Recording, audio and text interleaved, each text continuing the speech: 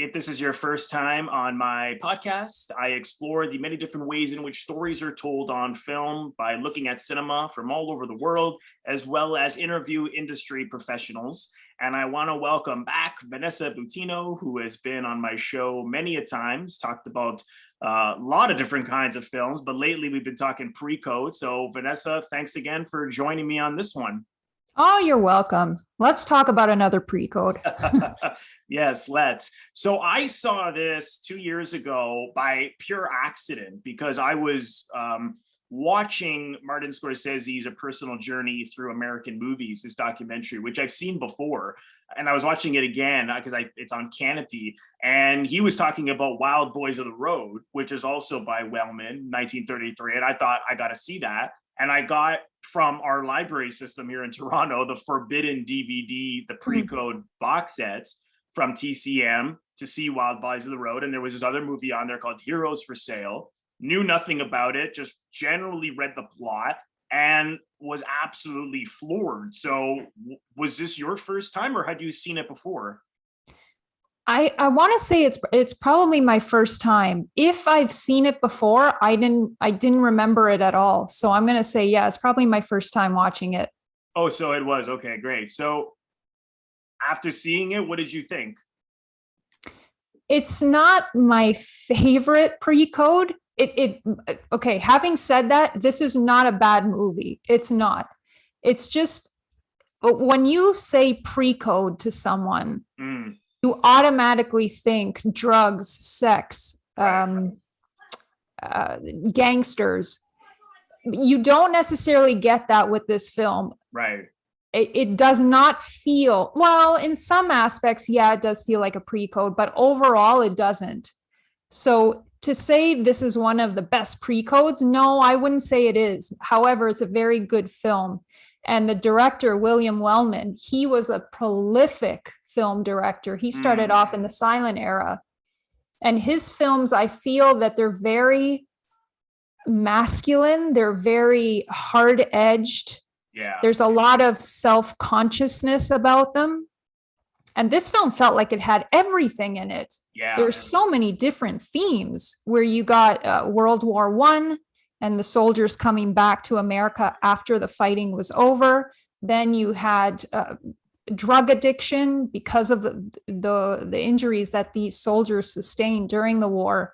You had the Great Depression. Like it just was one thing after another. I know. It's actually incredible how much he put into this film in under 70 minutes. Like, I think if it was made today, this would be like a 3.5-hour epic. And he did it in a way which in terms of those montages, like you see him going into the prison at one point, you see him going into even a mental institution at one point, and they handled it just with like those cards, placing the card with the date he went in and then taking it out, and he's been released, and or going through the calendar and you see that he's been in prison for like 4 or 5 years. Even the trial is, I can understand why he didn't show that trial when he got arrested for like falsely accused for leading people to smash machines and cause riots, and murder took place, and assaulting and assaulting police officers, and you don't really know why he got blamed, but you just know, well, you have an idea, but you just know that he got blamed, he got thrown in jail. And it's not really gone into because there's so much in it. What would you say, even throughout all of this story and all the context within it? Would you say that there is a through line? Is there an essence to it?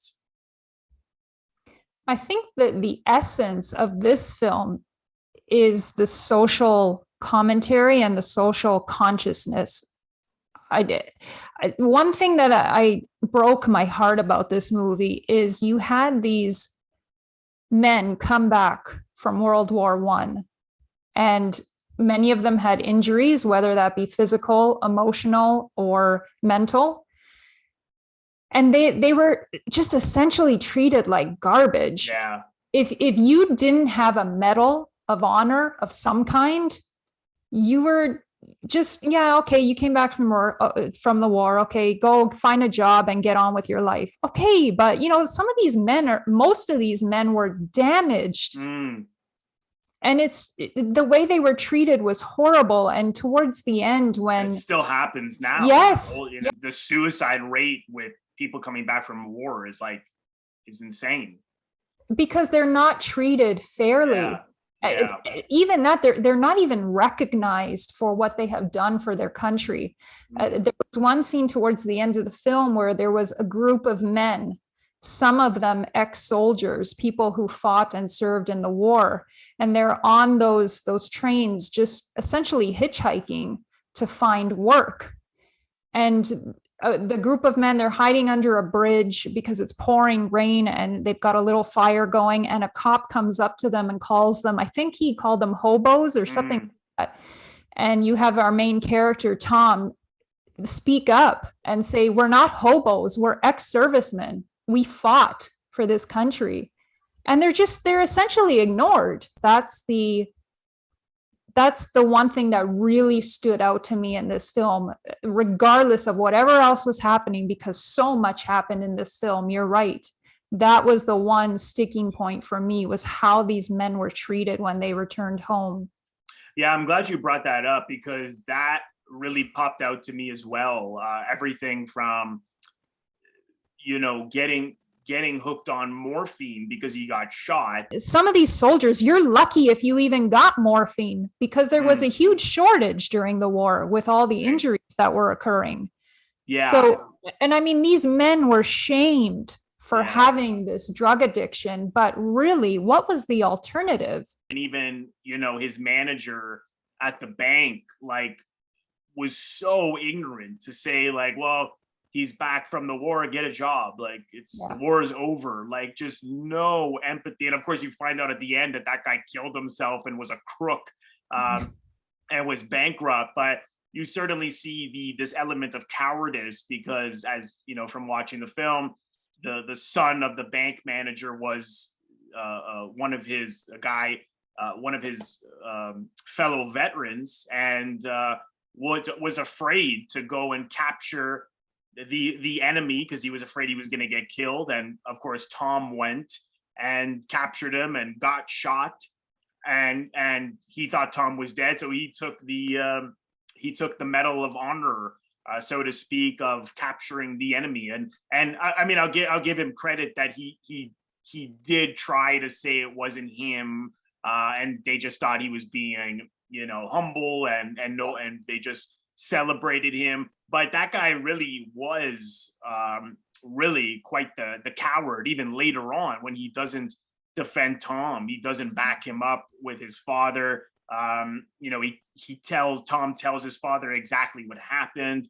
And you can understand why, because of the way he was being treated by the bank manager, and the guy has no empathy for what he's been through, and that he needs help. And he just, that guy just calls him a dope fiend. And it's just, it's so heartbreaking to see that even your fellow man, your fellow soldier, is going to put himself before you. But there's so much of that behavior in this film. I mean, it's not just, of course we see the police and people, throwing people out of trying to find shelter. Again, this is relevant. We see that today, even here in Toronto, people are, camping out because they're homeless and getting kicked out of, getting hit, getting pushed around and treated like criminals. And it's amazing to me that this film from almost 90 years ago, it's those exact same themes. I mean, it's amazing how much we constantly repeat history again and again. But there's so much in this. Did anything else pop into you that was a real kind of soul, heart and soul of this film, or do you think it was really just a lot of different, aspects and behaviors and social commentary, as you said?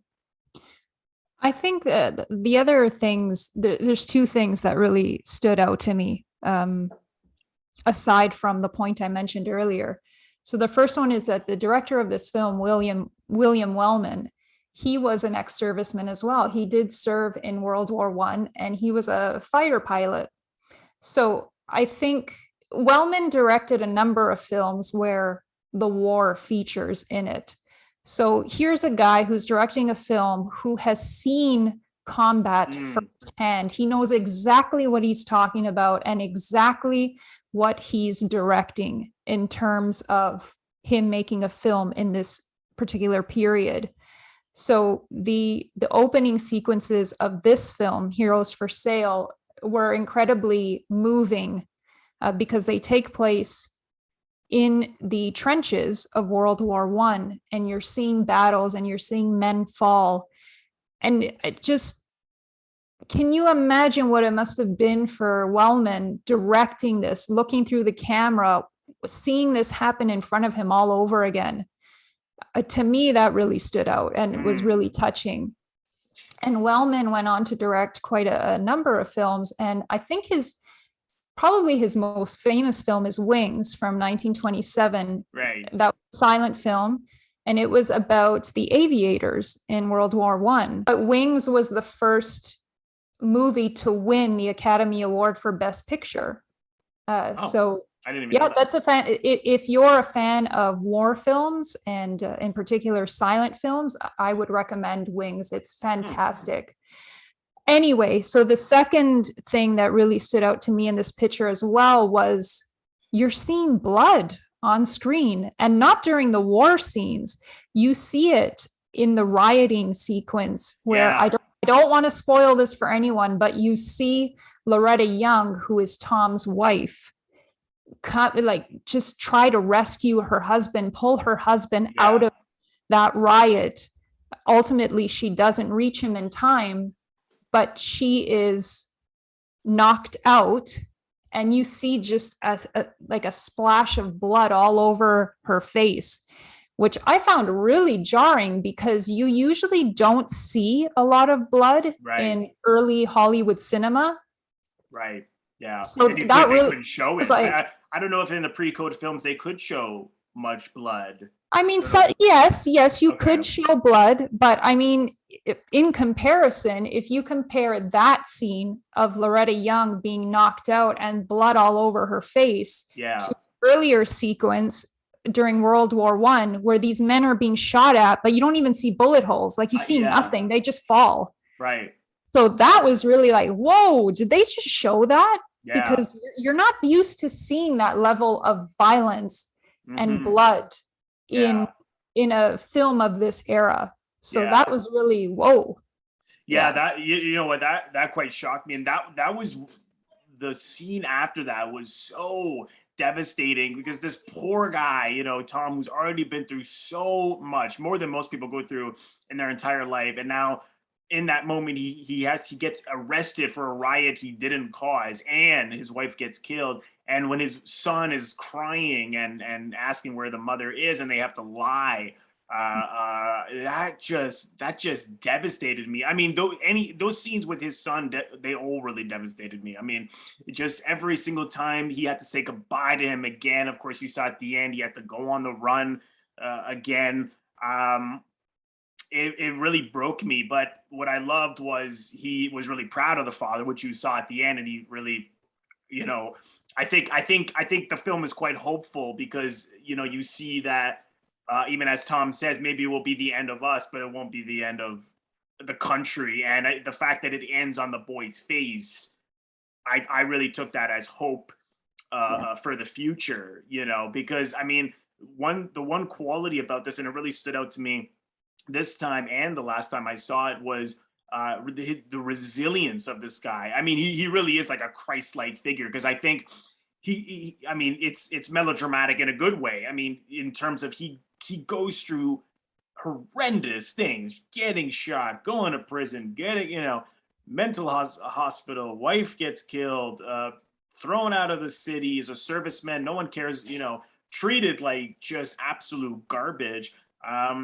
And he never breaks, you know, it's an interesting way of, and it's very hard. And I know from myself, things that I've gone through and things that I've seen other people go through, it is so hard to accept when things go bad. And this goes so bad for him in so many ways. And even in the end, he's a total, I mean, the guy, he's a soldier, says, "Oh God, you're such an optimist," and he doesn't see it. I mean, he doesn't see it as optimist. He just sees it as the reality. Is like, it's not, I'm not just being, I mean, yeah, I mean, we might be over because of what the depression, what's going on, but hey, there's, Roosevelt in his inaugural speech is right. Like one, I forget the exact quote, but a knock on the jaw can't get the entire country down. But then he's like, just looks on the bright side that it stopped raining. I mean, it's just like, this guy is an extraordinary character. So did that resilience really pop out to you? I was curious what you thought. Yes, it did. Yeah. And I think during the time this film was made, so it was probably made in 1932, released in 1933, you're in the thick of the Yeah, Depression. that's right. At the worst of it. Yes. So I think audiences of that time were looking for some glimmer of hope, for something to hold on to. And I think this film, when it came out, must have really touched them. It must have left a Yeah. lasting impression on Yeah. film audiences of that period, Mhm. because this is exactly what they needed to see. Yes, the majority of the film is just gut wrenching, and it illustrates how poorly these men were treated when they came home from the war. But there is that speckle of hope Mhm. littered throughout the film. Yeah. So yeah, and you're right. The fact that this film ends on the young boy's face saying that my father is the best man ever, or something like that. It's real, true hope. Yeah. And audiences must have really related to that.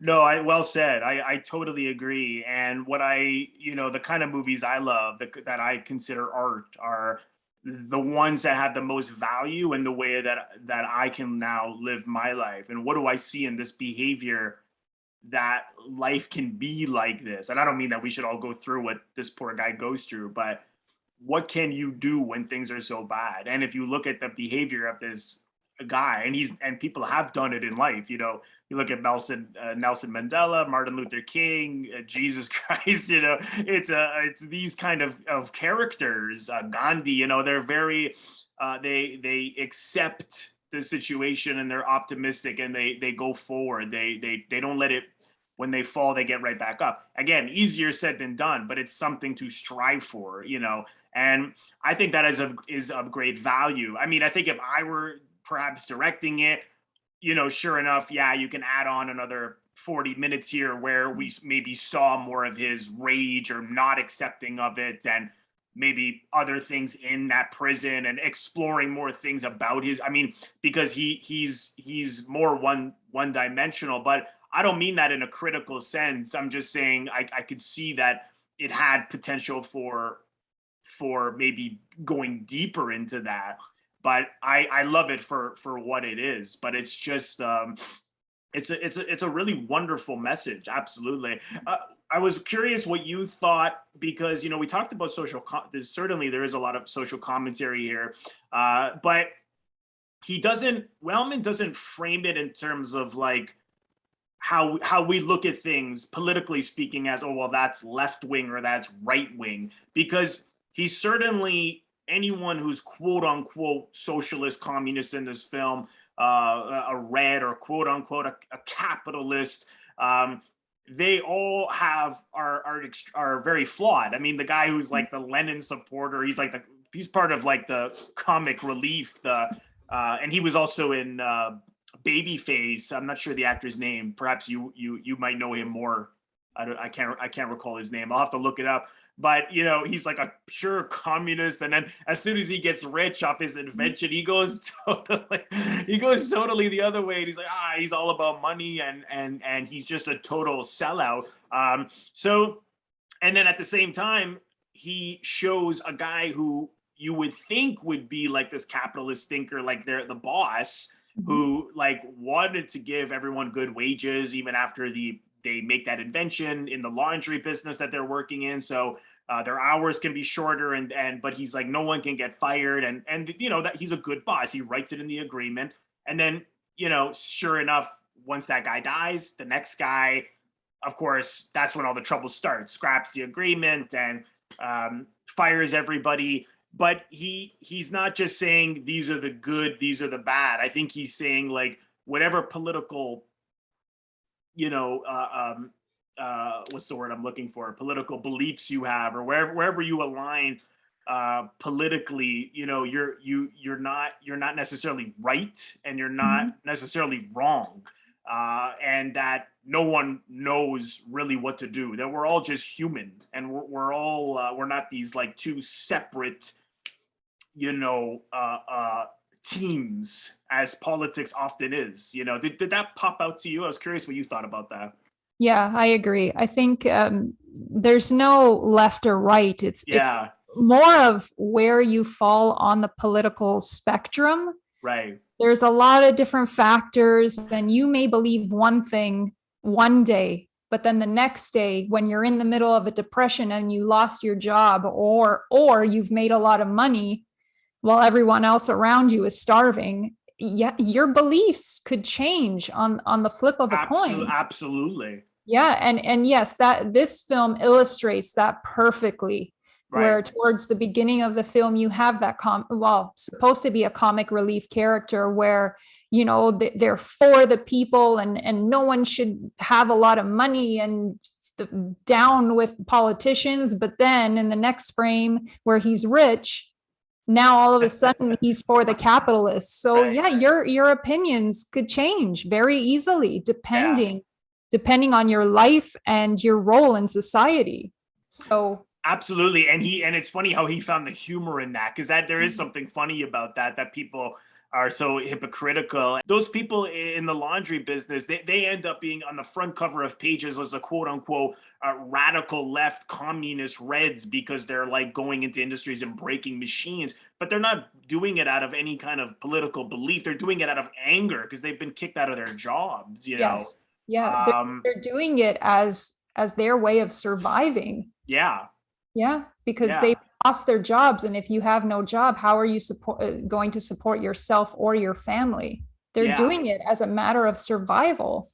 Yeah, no, absolutely. And often as divisive as a world that maybe even more divisive now than I mean, I don't want to say ever, but it's we're seeing extremely divisive times, and I think this film has so much value to show like we have to stop putting each other in these pockets and teams of left versus right, because we're all people. Like there's these labels can only go so far.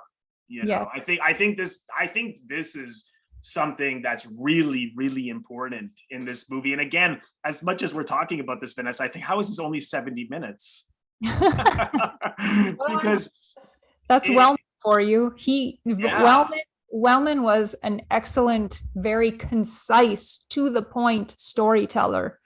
The majority of his films had low run times. Wings didn't. Wings was, I think it was 2 hours plus, I think.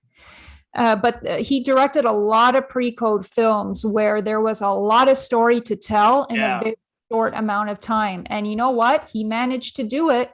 Yeah. Not all films need to be 2 hours or more long. They don't need that. Right. All you need is a good story, a good storyteller, and an excellent cast, and that's it. Well, what's so incredible about that is that he also makes it so emotional, and I think it's because every single scene is so life or death, or so urgent, and yes, they have their share of incidents, and they're incident driven, but they're not driven by a superhero who has to save the day and explosions and fantasy. They're driven by the realities of war, the realities of mental health, the realities of drug addiction, the realities of going to jail, and communism and capitalism. And it's like, oh my God, like it's an exercise in life, or so to speak, but it's extraordinary. And I think, of course, his use of montage. I don't know how you feel about this. I usually don't like montages because I feel that they're cutting through the emotion and getting to the point. However, they sometimes are necessary if you have a story where it extends in a long period of time. And some montages I absolutely love, like the one in The Graduate, for example, in the middle with Benjamin Braddock. Like it is extraordinary artistic montage of a lot that happens in a period of time. But in this case, he makes it work on an emotional level, as well as telling a story that is like, 15 years, really. It's like the war until World War I, until the Depression. I mean, it's extraordinary. I think he's a guy that needs to be studied more. Do you know, in pre-code circles, is he someone that is often talked about a lot, or is it less so? Because you said something interesting off the top, that you don't think about these kind of movies because they don't have those themes that we associate with pre-code. So I don't know. I'm curious if you hear his name a lot just in the pre-code conversation. Who, Wellman? Yeah. Yes. Oh my goodness, yes. So okay, great. Well, yeah. When I hear William Wellman, or directed by William Wellman, I automatically think war films.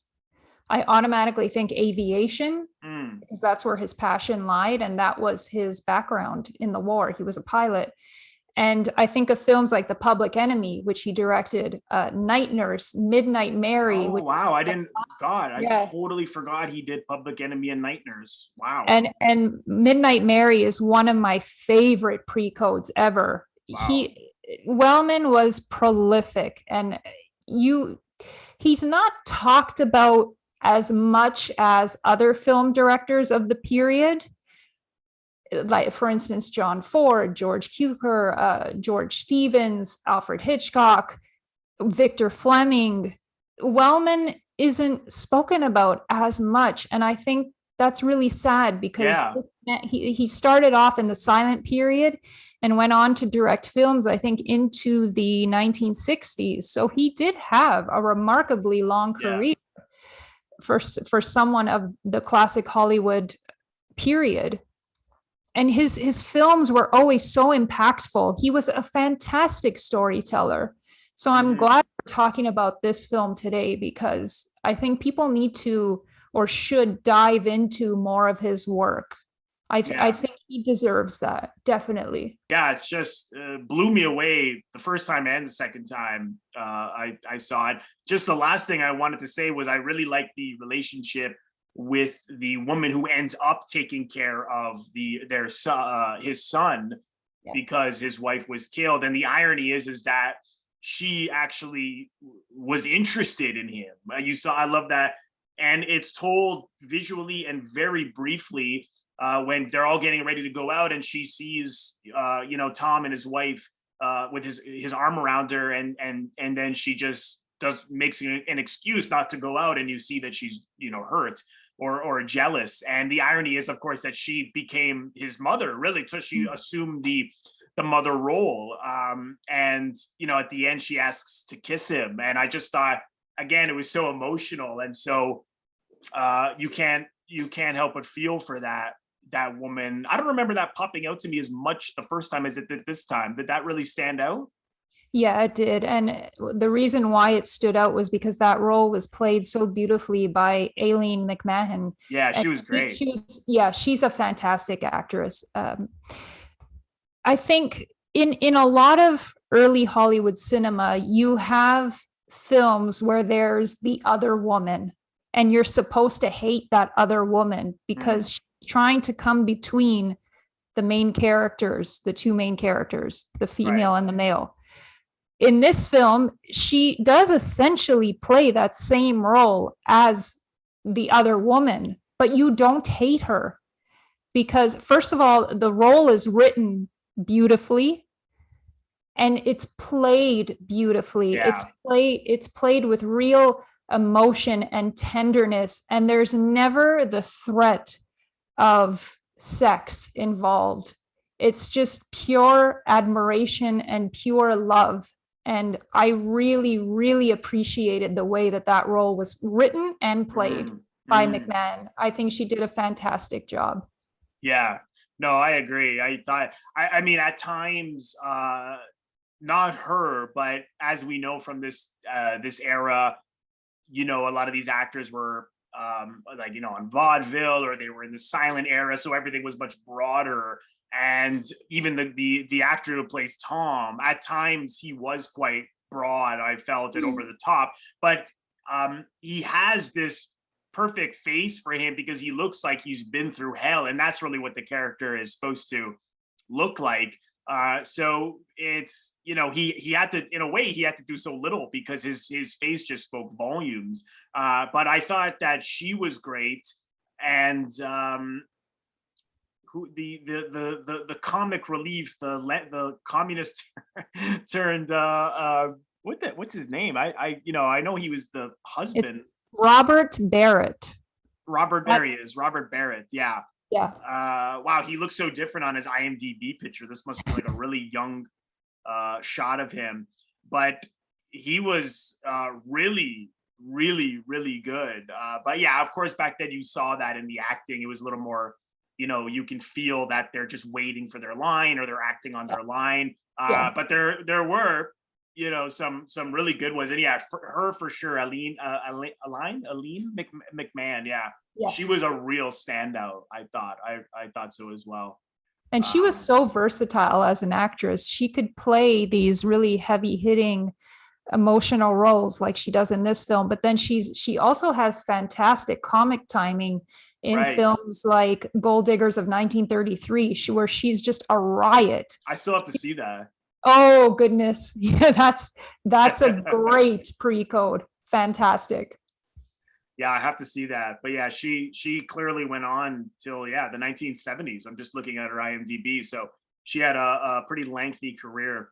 Well, this is a really wonderful film, and you can see it for free on archive.org, or it's on the Forbidden Hollywood TCM DVD box sets or Blu-ray box set.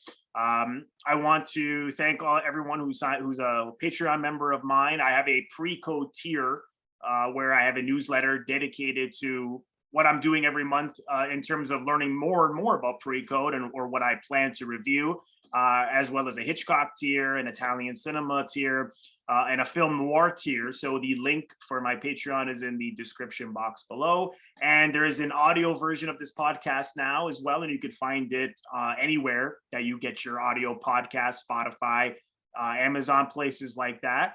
And it's absolutely free to subscribe to my channel. Please consider doing so, as I'm trying to monetize here. The Robert Bellissimo at the Movies logo, you will see it right here floating above my head to your top left. Just click on that and then click the bell in order to get a notification every time I release a new video or when I go to a live broadcast. And Vanessa, thanks again. It's always a blast. It's always a treat to have you on. Oh, it's always a blast. You're right. I love being here.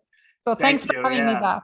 No, thank you. And I'm forever grateful for you and Raquel as well, getting me really interested in pre-code movies. So please come again. I sure will. Okay, great. And we will see everyone in the next video. Bye.